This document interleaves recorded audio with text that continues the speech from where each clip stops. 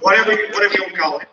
I've got notes on developing their will. I've got notes on self-control. I've got notes that I've had for many, many years in my Bible on how to teach a child about God.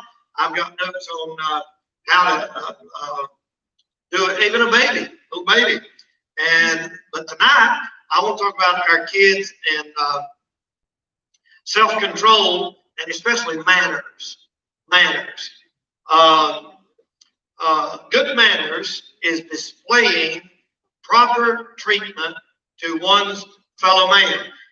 In other words, living by what we know as the golden rule. Whether at home, school, church, play, a proper frame of mind and attitude toward others, not fake, but a feeling of goodwill toward other human beings. Good manners is not I'm as good as you are. Good manners is you're as good as I am. See the difference in that? I'm as good as you are is not the right attitude. You're as good as I am is good manners. Now, in the old days, they said it was we got a lot of our traditions from old days and wartime heroes and stuff like that, way back even before the United States was a country. Warriors came to somebody that he did not want to fight, and he took off his helmet. And when he took that helmet off, that was a sign to them saying, "Pete, brother, I don't want to fight." And from then, that's where we get the habit of taking our hat off. You know, they'll tip their hat. Men don't wear a hat, like some do, but most men don't wear a hat, like dress. You know, in New York City, remember years ago, they all wore a suit, tie, and a hat, and they'd tip their hat to a lady, or they'd tip their hat to a gentleman. And when they would come indoors, they'd remove their hat, stuff like that.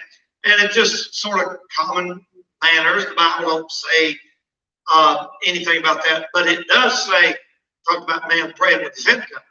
And but a woman can pray with her head covered, and her hair is given to her for cover. And we'll talk about that some other time. But we'll talk about kids' manners tonight a little bit. And manners, of course, begins at home. I think kids should be taught to say please, thank you, good morning. We got a selfish generation coming up. I gave a bus kid some clothes the other day, and I don't have to have it. It don't bother me. But I noticed I said, "Here, I got you some shirts." He just took them for me. Won't talk. And that's not that kid's fault. That kid has never been taught to say thank you. And even though I would say, Mom always taught us, if you're somebody's house, they give you something, say thank you. Thank you, ma'am, really, or thank you, sir. I've been saying thank you, ma'am, ever since I started preaching, I reckon. I might have said it before then. And I didn't even think about it. Thank you, ma'am. God bless you, ma'am. And you wouldn't believe over the years, especially when I go up north, because a lot of times they don't have what we call Southern hospitality. And I've had many times ladies, the pastor's wife, or somebody say, "That is so nice of you saying, ma'am. I ain't heard anybody say that to you." I said, "Really?" They said, "Yeah, we don't say it." I said, what do you say?" "Yeah, come here for you." I don't know what this is, but they were shocked that I said, "Just thank you, ma'am. Thank you, ma'am. Thank you, sir. I appreciate it." You know what they used to do years ago? Boys were taught to stand when a lady walked in the room. That was a long time ago. And I opened a door for a lady at the post office today. She's coming in behind me, and I just held the door open. And she said, "Thank you," like that. Now, I'm not going to do it for a man. I think it's weird if a man opens the door for another man. I'm sorry. I mean, if you're carrying a big box of stuff or that, but I don't want any of you guys opening the door for me. I'm totally capable of opening the door for myself. But for a lady, it might be a little different. That's probably sexist and biased and all kinds of hate and everything. But it just seemed like common manners to me. I'll tell you something kids need to learn how to do. And And I think all the kids, Kelly's better at this than I am. She teaches Ethan, Molly, and all of them say, thank you, please, da-da-da. She teaches them to do it. She probably has better manners than I do. But one thing that I've noticed about a lot of kids is they need to be taught to introduce themselves. When they come out, just say, hello, I'm da-da-da, I'm Danny Castle, and I come to, or introduce your friends. A lot of times, kids will bring their friends to church, and they'll just be sitting there, and I'll say, finally I'll look at them and say, who are you? Or I'll say, I'm Brother Danny, I'm the preacher here. And the right way to do it is say, hey, Brother Danny, this is my friend Bill, or this is my friend Sue, or something. It wouldn't hurt to teach your kids to introduce their friends when they bring them to church or anywhere. That's just common. Shaking hands, of course, can't do that no more. But that was in the Bible, shaking hands, and I'm certainly not against it. Girls, teaching girls to sit like a lady. The reason girls don't sit like ladies no more, they don't dress like ladies. And if you don't have on ladies' clothes, you ain't gonna sit like a lady. And boys, sit like a man. But not like this. For some reason, that don't look right. I know that ain't the Bible, but a little common sense here and there. Answering the telephone. Here's one thing Kelly is big on, and that is not interrupting when adults are talking.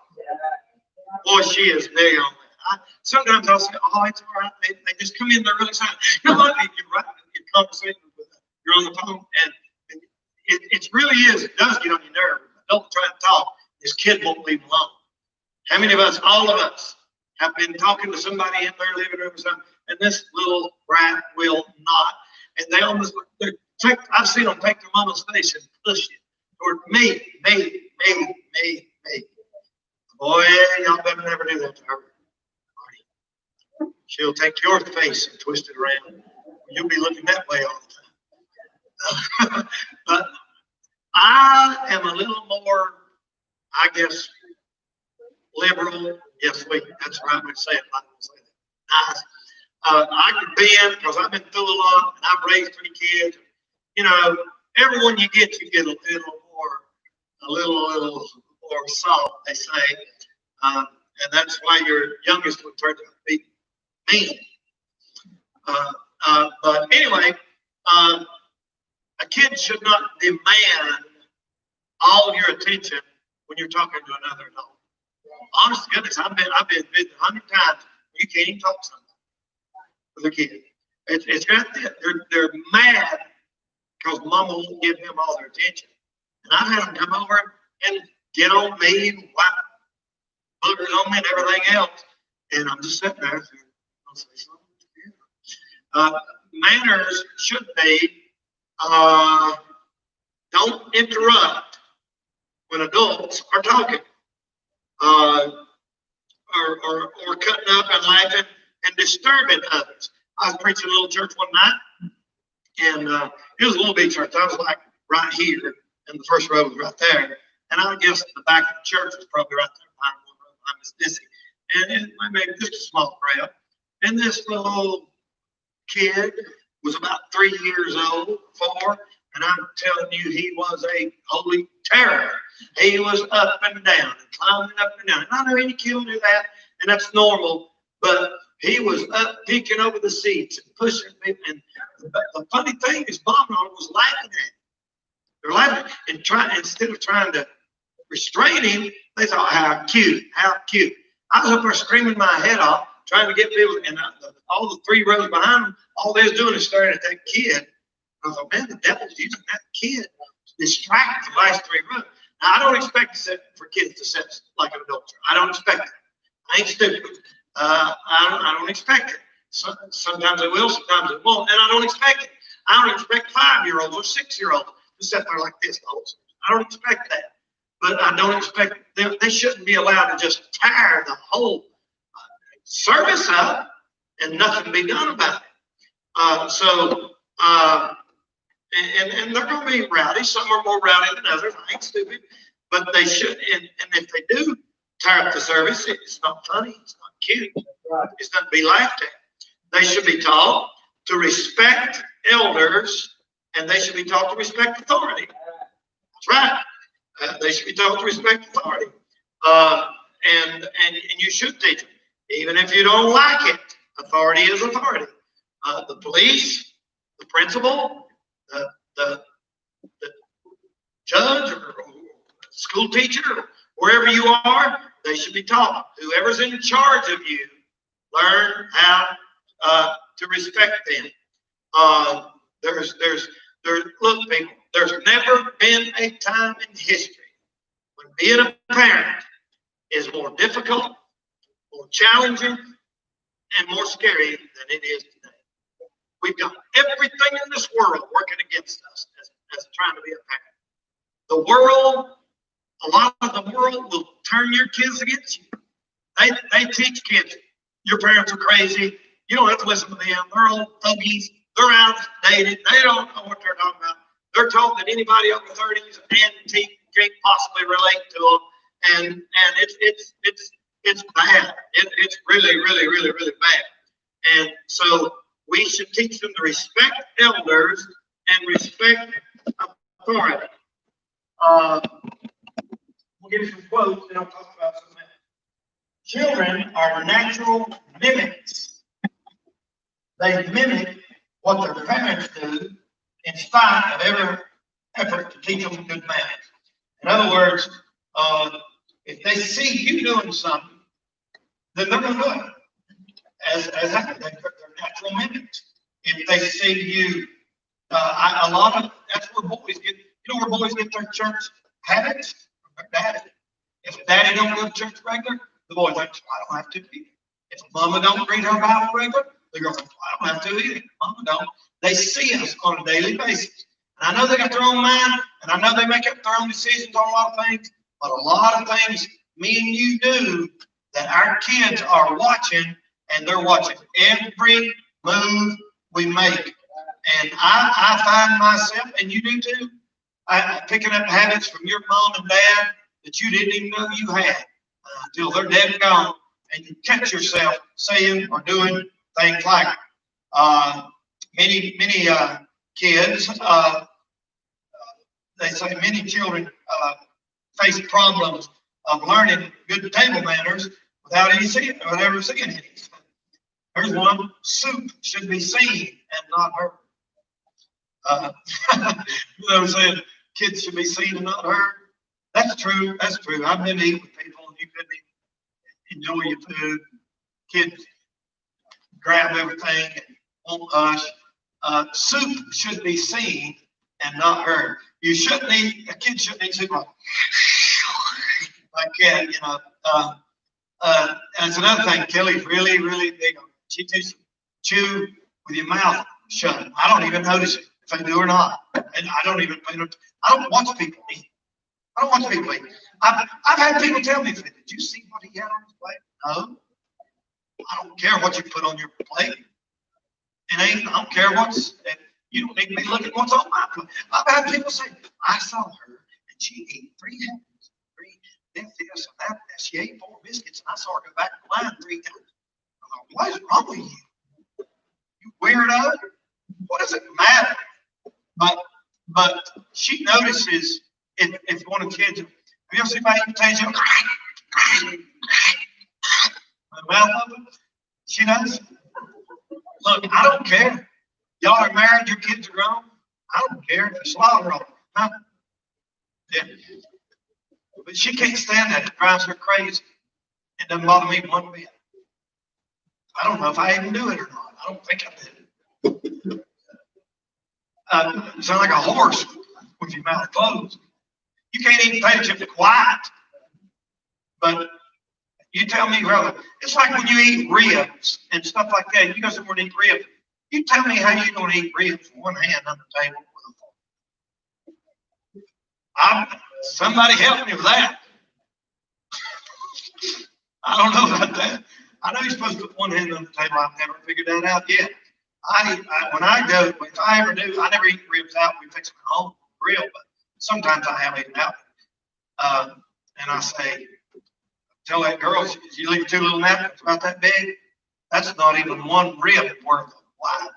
I think you bring me a soapy dish rag. That's what I do, because I have to wash my hands after every 2 or 3. Man, how more are you gonna eat stuff like that? But they say that's etiquette, whatever that is. And you shouldn't be just a slob. You say, somebody said this, said good manners, part of good manners is being able to put up with people with bad manners. That's part of having good manners. Bad manners are like bad teeth. Nobody knows you got them until you keep close. Somebody said, mind your manners, they might come back in style sometime. That's a good quote. But we're going to teach them some things. I'm going to say a couple more things about teaching them. And she's good at this too. Number 1, teach them very early to help in the home. Every kid should have something that they do. My job when I was growing up was getting the trash. As soon as I got home, Mom said, now, Danny, you get the trash. Back then, the trash in our trash can was in paper bags, big paper bags. That's what they give you at the store. And I took them down to the garbage can outside and set it on fire. We burned our own trash. And when it finally got so full, you couldn't let Daddy take it off and dump it somewhere. It wasn't no places you go to take your trash like people are now. People do now, and you have to separate it and everything else. But we had a 55-gallon barrel, and we burned our trash in that. Anybody else do that? All right, okay, y'all know what I'm talking about. And that's the way we always did. My job was to take it up, light a match, and trash. And I'd put it off, take my foot, push it down in there, so I wouldn't have to do it today, and then do that again the next day. And finally, you walk in one day and go, oh, I mean, we didn't have air conditioning, buddy. It's hot, it stunk, it knocked you down. And time to take it out. I'd take it out then. And my sister Debbie, the one that comes here sometimes, she wanted to mow the grass. I've never seen a girl like to mow grass like her. She still does it. She still does it right now. She mowed the grass. She cranked the lawnmower and mowed the grass. I'd mow the grass if I'd like to. She did. And every kid should be taught very early to help in the home. It's not going to kill them to take their plate and take it to wipe off the scraps and put it in the sink. That ain't going to kill them. No kid. And I'm going to tell you, mamas, you are not doing your kid a favor if you do every little thing. You're not doing them a favor. I don't think you ought to be mean to kids like that. Like Ethan. Ethan is learning a lot of stuff. I ain't touched a weed eater this summer because I have an interest in his future. Hallelujah. No, I've done enough weed eating in my time. But and I will too. I'll do it again when he's gone to camp or something. I get up the big mower and mow the yard. He's been doing weed eating. There's boys his age don't even know how to run a weed eater. He knows how to mix the gas with the oil, 50 to 1 or whatever it is. He knows how to get it going. He knows how to pull the thing off that won't start, mess with the carburetor, pull it out or whatever. Me and him got on Miss B's roof, tried, fix a leak, still leaks. Any of you geniuses can help me there. I got a metal roof leaking. And I don't want to fool with it. But he's learned how to do a little electrical work. Anthony come over and put up some lights for Kelly. He's learned how to do that. And he's been putting on a roof with Eric the last 2 days. Jeremy, the last 2 days. So when he gets 18, he's going to know a little bit about how to work. Look, they need to learn how to do something besides sit in front of a computer. That's all most of these kids are not going to have an office job where you sit in an air conditioned room. Maybe they will, maybe they won't. But a lot of them ain't. Learn how to work with your hands. Girls need to learn how to cook. I was talking about Rebecca over there. She can cook. She can cook. How old are you? 18, and she can make macaroni and cheese from scratch, right? A little scratch. But she can cook. You know, there's 18-year-old girls that couldn't boil water. That's right, brother. That's right. They think biscuits grow on a bush, a biscuit bush in somebody's garden, and you pick them, put them in the microwave, and heat them up. That's what they think. Honest to goodness, brother. Teach them that it ain't going to kill them to work in the home. Little girls, little bitty girls can dust. Boys can pick up their paper out of the yard. Teach them that all work is rewarded. And I'm going to tell you something else too. I think it's a good idea to teach all kids there's no such thing as dirty work. No such thing as dirty work. People say, oh, I wouldn't work on a trash truck. Listen, I did work on a trash truck. I worked over here on the trash, and I liked it. I liked that job.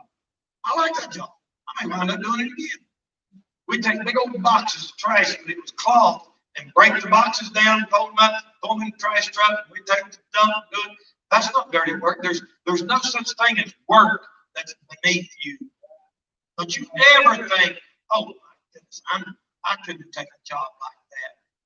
You better not think of yourself too highly like that. None of us here, that's above working on the back of a trash truck.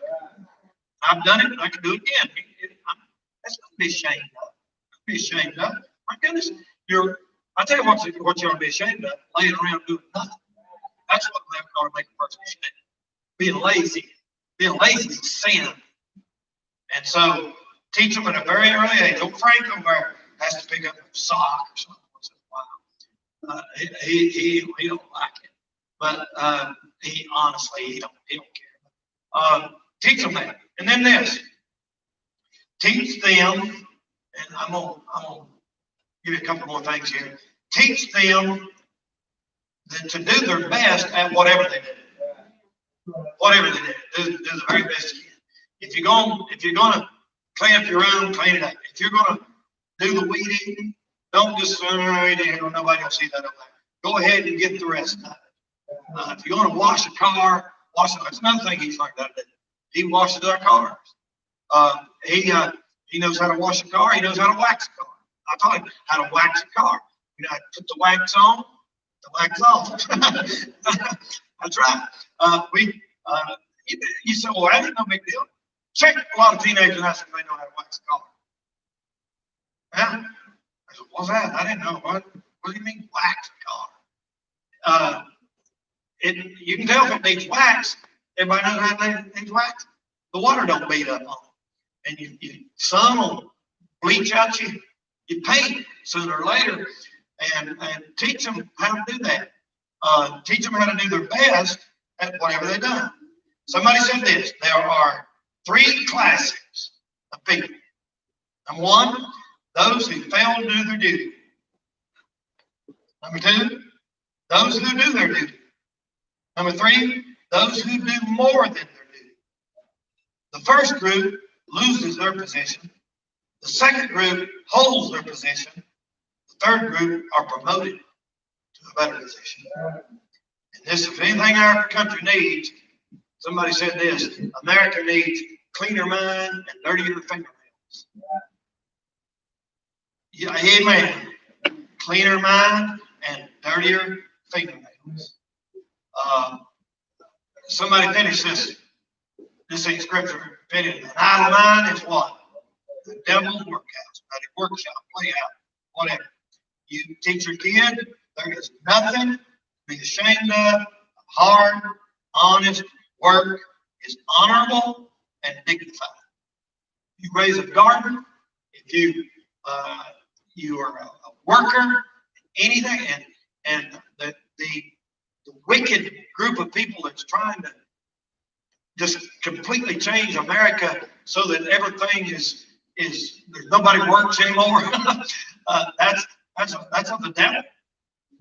If you get a job where you don't have to physically work, guess what you got to do? Go to the gym, where it got sweaty. So you can't beat it. The Lord said we had to, and you got to. So don't forget that. Couple things real quick. Don't let him think that his hands being dirty is anything to be ashamed of. Hobbies are good. Hobbies are good. Boys need to learn how to build a model car, airplane. Uh, when they're little, a little truck. You'd be surprised, a little boy look like a little truck, and they know how to make a little dump truck, fill it full of dirt. In their mind, they're growing up thinking this is how you do stuff. Little girls playing with baby dolls. They learn how to hold baby dolls, and they learn how to hold a baby. And just common sense, just plain common sense. I'm afraid for this generation of kids, all they know is computers. All they know is a phone and computers, and they need to get out in the yard and make their own toys. Sometimes make your own toys. We did, I did, you did. As parents, sometimes if you didn't have nothing to play with, you and make you something to play with. A stick. You know what I used to love to do? And honest to goodness, I still like. I'm not even a baseball fan. I love to just take a broomstick and hit rocks. I love to do that.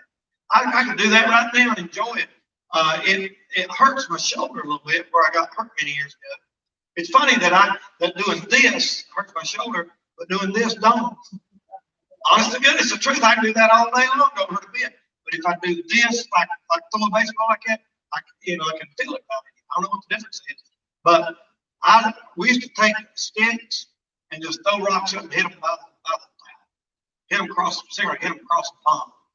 And it's fun when somebody pitches them to them. It's not very safe for the pitcher. Used to throw them like that Goliath. Somebody hit you with a bang like Goliath, but he can get it right between them. But I still like to take a stick and hit rocks with it. You can knock them from here. It's like a golf ball or something. Golf ball is a lot of fun too with a baseball bat. You can knock them a mile. But it's not going to hurt them. Learn to make their own toys. A tire swing is a tremendous. Every kid ought to get you an old tie a rope to it, tie it in a limb, and swing on it, or anything. I don't know what girls do like that. Y'all have to help me with it. Huh? Mud pies. Yep. Eat the mud pies. A little dirt won't hurt you. You're made out of it, if it's clean dirt, it won't hurt you. We said, oh, my kid, eat some dirt. Won't hurt them a bit. Well, it's just a little bit. But mud pies, stuff, little girls, playhouses, whatever, stuff like that. Okay? Hobbies are good. Hobbies are good. Let them do it. Let them do something that they know how to do. Can anybody else give me a good hobby that kid or you had growing up? I used to ride a bicycle all the time. I didn't really hobby, I guess. Wouldn't hurt you. It wouldn't hurt you to ride a bicycle. But anybody got any good ideas for hobbies? Fishing. Fishing is a good hobby for some people. That's right. That's a good one, Marty.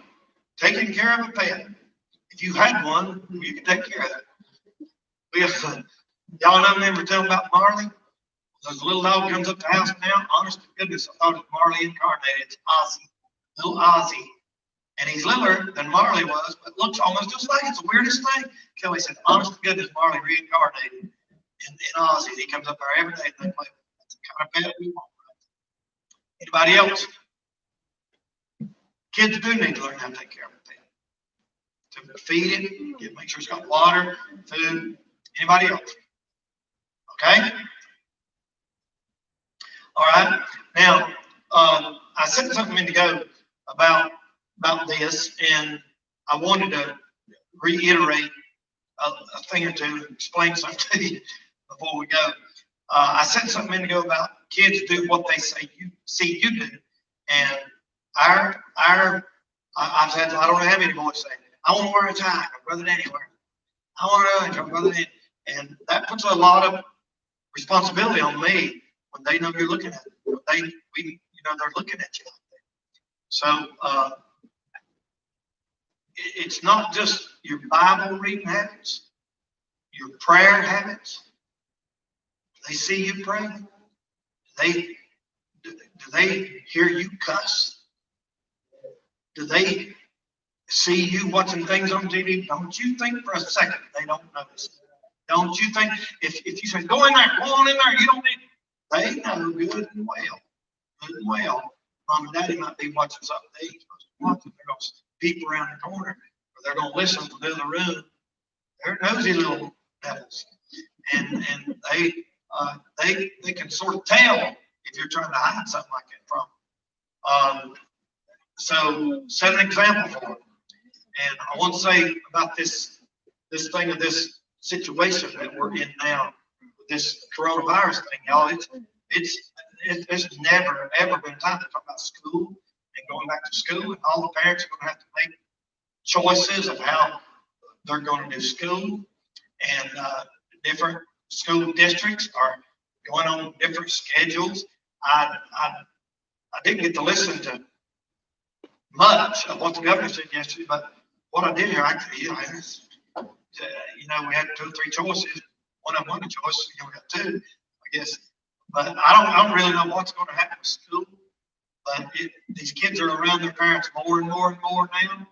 Been out of school since the middle of March, and they're saying violent crime and child molestation and absolutely domestic violence is out of the roof.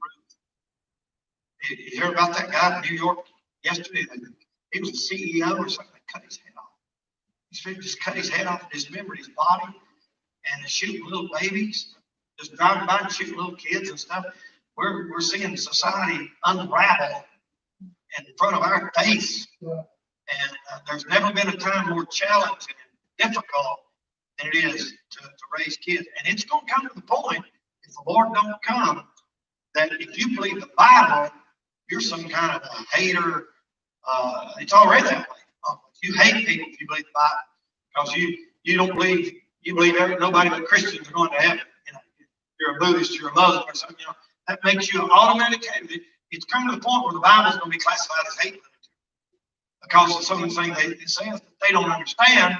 The natural man says, well, they can't even grasp it, so they turn it into hate, and it's really, really a scary time. If you think for yourself, if you've even got a brain and think for yourself, you're a conspiracy theorist.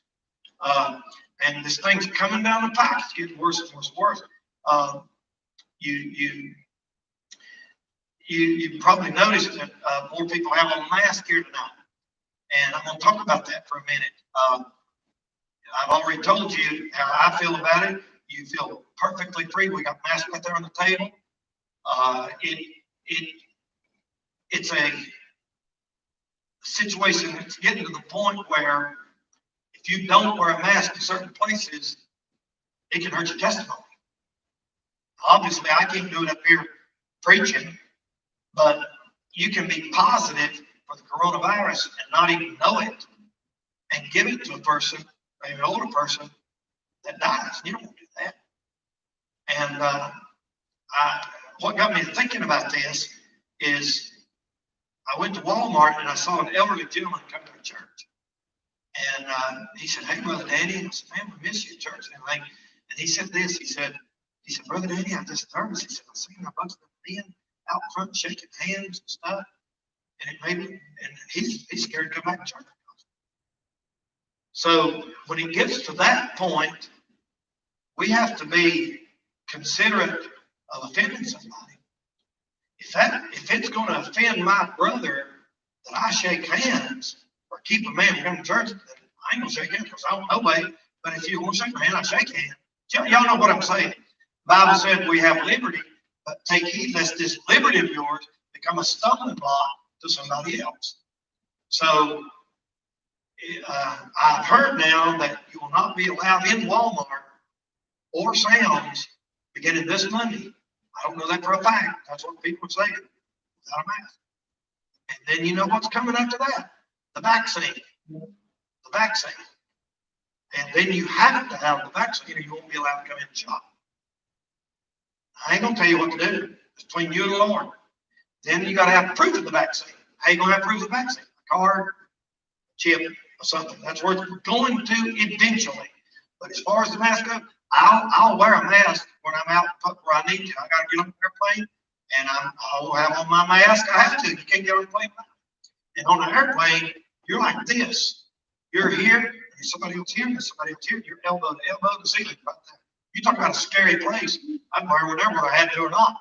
So I'm not telling you you have to, but I definitely think it's not a bad idea. It's not a bad idea because of older people that might feel scared. And for testimony's sake, as far as the coronavirus, I heard that there's 3 test sites in Florida that were sending off so many tests, and they checked them, and their tests were 100% positive. 100%. That's not possible. That's not possible. That's a lie. That's fake. There's a friend of my family whose wife works at a very prestigious hospital. Very prestigious. For a fact, firsthand. The nurses made up names. She did it. She get fired, stole her name. Sent in these test results with swabs that have never even been used. They all come back positive. So we know that a lot of it is junk, but a lot of it ain't. A lot of it ain't. And there are people sick, and there are people hurt, and there are people scared, and there are people dying, especially people with other conditions that it might just push over the edge. So it would come to the point where me and you as Christians have to not only consider other people, but we watch out for our own testimony. People, like, he's a preacher, you know what I mean? I don't want to offend somebody. So I'll do it. And when I'm around a bunch of people where I have to, obviously I can't up here. But I'm not going to tell you how to do it here. That's totally between you and the Lord. I don't look down on you if you don't. I don't look up at you if you do. Don't make you no more spiritual. Amen? Or less spiritual. You have total freedom to do what you want to. The vaccine's the same way.